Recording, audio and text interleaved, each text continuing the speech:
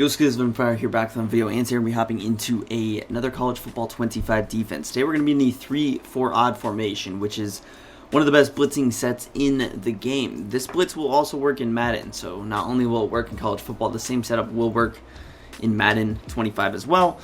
And 3-4 odd is of course going to be in the 3-4 and 3-4 multiple playbooks. And yeah, so let's talk about some personnel stuff here. And with the personnel, the most important thing is going to be getting your fastest players here on the edge. So even though this guy's a 67 overall, he's 89 speed, so we're going to put him there. And this guy is like 86 speed, which is the second best. You're going to be using usually one of these inside backers. It'll usually be the one on the right, so I would put my user there, get some good man coverage, safeties, and corners. If you guys are new to the channel, please hit that like button, subscribe to the channel down below. Drop requests for videos. I'm always surveying and looking. This is a request on my last video, so keep those coming. I appreciate all the support, and yeah, let's jump into it. So the player we're going to run is going to be pinch buck 0 in the middle there, and we will just come out in it. Offensively, first we're just going to come out in a little set here where we have a simple 5-man protection, and then I'll audible a little bit after we show some of the blitzing stuff to a 6-man protection. I'll show off some of the run defense aspects of it. I will showcase some of the bluff blitz coverages that you can mix in. But just with this first setup, all you really are going to do is, I like pressing my DBs, I like shading over the top. You're going to put your user on a blitz, and then you're not going to run off sides, but you're going to stand like right over the top of the defensive tackle. Now, of course, you have the assignment of defending the running back, so if he's on a quick little route, you're going to have to go out and watch him. So, even though we didn't necessarily get the sack here, I am facing the CPU, so he's probably going to get the ball out relatively quickly here. We're going to get quick pressure, and he's going to scramble out. That's why you have the speed, because you don't want like a Jalen Milrow or Jalen Daniels, one of those two guys. Some of those really fast QBs in this game. Castellanos is one of them. Fafita is one of them. But this is what it's going to look like. You're going to freeze that left tackle. We have 89 speed coming off the left edge, of course. And really, he should get sacked here. If it's a normal QB, like right here, he would get hit. So it would be difficult to throw the ball to anybody. Pavia does have a lot of speed for Vanderbilt here, so he is able to actually get out of the pocket. But even then, this is going to be a heck of a throw. If he's going to throw that to the corner route, nobody else is even close to being open. Obviously, my user, I'm watching the blitz for video's sake, but in normal circumstances, I'm going to obviously not pay attention to my blitz getting through, and I'm going to focus on getting this. So here's a little bit more realistic. He does scramble out a little bit. And I am playing on Heisman difficulty, so this is the highest setting that we can get. And here we actually get 3 people free. We get a little disengage. I've seen situations where the linebacker in the middle can get through. Very rare circumstances, but I have seen it. Boom. Pressure. Really quickly. Obviously running backwards, you're not going to get an accurate throw anyways. You can't run left to right. You can't really step up because we have a lot of pressure, of course, in our defense here. You don't even really have to hover here all that long either. Again, quick sack. All you have to do is really just be in position. I don't have to like stand here. Right when the ball is snapped, I can go out and sprint and defend some other things. Like I can move. Boom. There will be circumstances where the left tackle does get hit, so maybe actually you do want to stand here for like just a second. And all I do to stand there is hold the left trigger. But even without it, you're getting relatively quick pressure.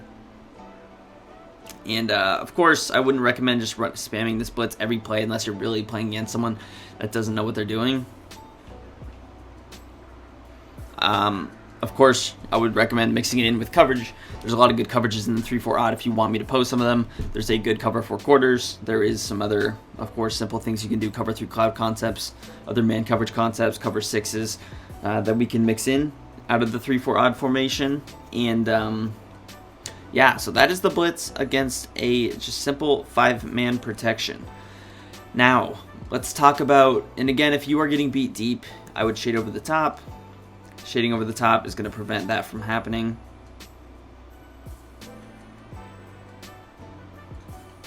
And you see every time I shade over the top, that makes the hitch get open. So be careful about that. If like, hey, he's gonna throw it to that one guy on the left, maybe we don't shade over, or we shade over the top.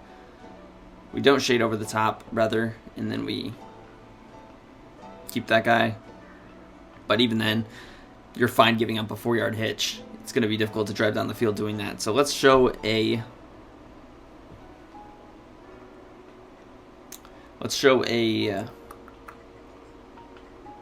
6-man protection.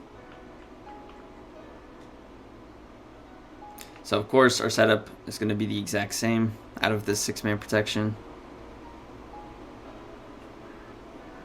And of course the running back is going to pick up one of those free rushers, and what's going to happen is you're only going to get one person free instead of two, which you're okay with.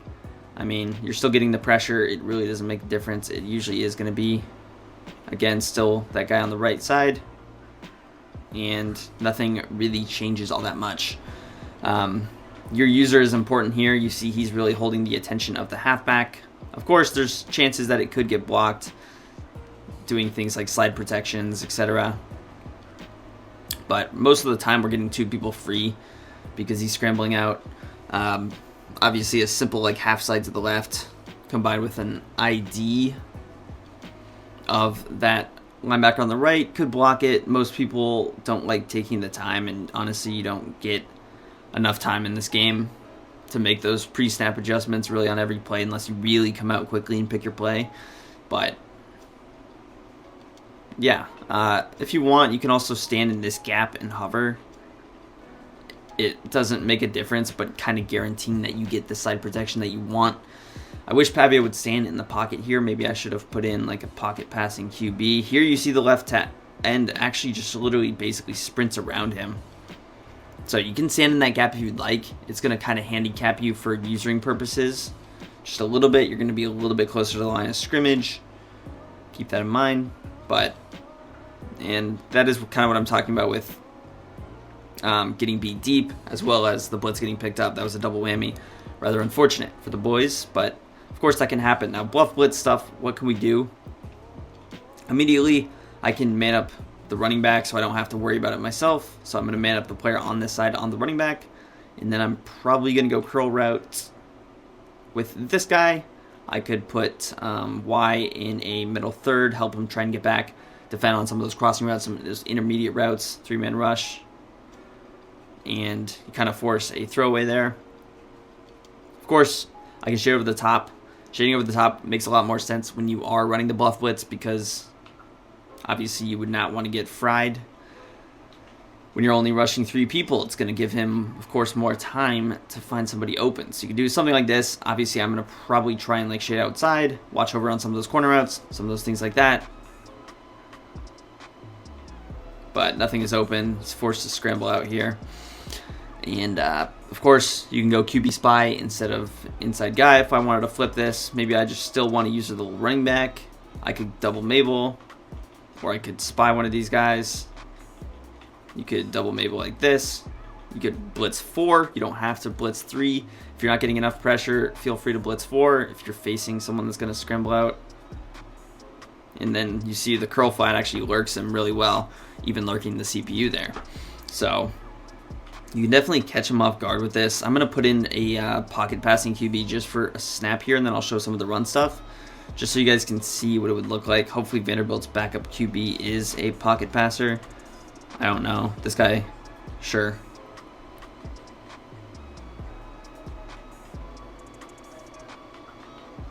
So we got this dude in the game. He's going to kind of scramble out. Obviously, the pressure's going to get there. It seems like they're just going to scramble out every time because we're on Heisman difficulty. That's fine. But point kind of stands. Let's show some of the run defense stuff now. The run defense, of course, is going to be pretty solid. You got 7 in the box here. So as long as you have a decent user, you should be able to take care of business. Let me try and find a good run formation in this playbook. Let's just run like a base here. Do we have a base? Run inside zone. So again, you're going to kind of be standing here. You Gap shoot is going to be a little bit weird because we have that guy kind of on the line of scrimmage. So really, I'm just going to kind of stay home, see where he actually goes.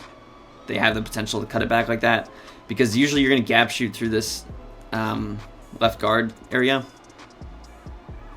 But in this case, we're going to kind of wait. And you see, hey, if I get the attention of the right guard, it's going to free up my inside backer, and he's going to just scream through and get really good run defense. Of course, blitz would work the same out of this. You could honestly have auto flip off. This time you see the outside backer, he jukes. But if he's going to juke inside, he's going into our interior D lineman. If we have some guy that can make some good sheds, then it is not of a concern at all. So again, I can even like kind of go left, try and cut back, avoid that offensive lineman. But if we get the attention of the offensive lineman, we've already done our job. Now, one thing that you can do is show blitz, which is going to bring down those safeties even a little bit more. I'm not sure that that affects the blitz necessarily. It's not something I would particularly do. You see, it kind of makes the run defense worse. So that's just a point if you want to get those safeties a little bit further in that trip situation where they're kind of playing like 10 yards off. Maybe you would want them a little bit closer. You can either A, manually move them closer, or B, showing blitz is going to bring the safeties down, as you see my strong safety does there. I don't love the spacing for the linebackers, though. It makes it, you see, it clearly opens up a gap. Moving those backers away prevents any gap shoot from those CPU linebackers. But again, bluff blitz stuff, I'm probably going to stick with something like this. Again, even if that running back goes to the flat, it's like, hey, we have a flat zone there. Run defense, not great ball carrier vision, but it's decent anyways. Obviously, getting good players, good ratings helps, but that's pretty much going to wrap up this video. If you guys did enjoy and you want a gameplay with this defense, of course, let me know down below.